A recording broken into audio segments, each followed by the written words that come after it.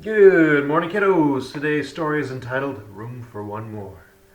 So, let's hold that plank. We only got about a minute and a half to do. Let's rock it out.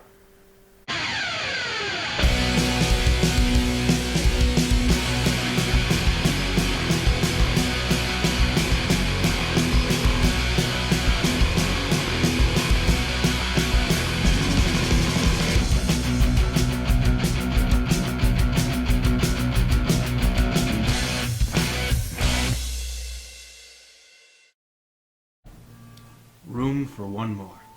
All right, let's get set in our plank position, starting in 3, 2, 1. Let's go. A man named Joseph Blackwell came to Philadelphia on a business trip. He stayed with friends in the big house they owned outside the city. That night they had a good time visiting, but when Blackwell went to bed, he tossed and turned and couldn't sleep. Sometime during the night he heard a car turn into the driveway. He went to the window to see who was arriving at such a late hour. In the moonlight, he saw a long black hearse filled with people.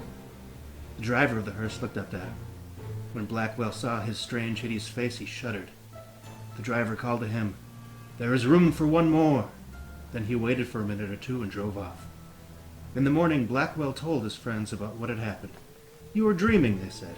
"I must have been," he said, "but it didn't seem like a dream." After breakfast, he went into Philadelphia. He spent the day high above the city in one of the new office buildings. Late in the afternoon, he was waiting on an elevator to take him down to the street. But when it arrived, it was very crowded. One of the passengers looked out and called to him. "There is room for one more," he said. It was the driver of the hearse. "No thanks," said Blackwell. "I'll get the next one."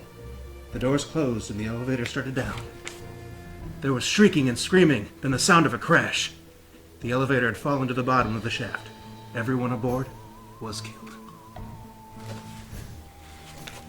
All right, good job. Let's get on to the next one.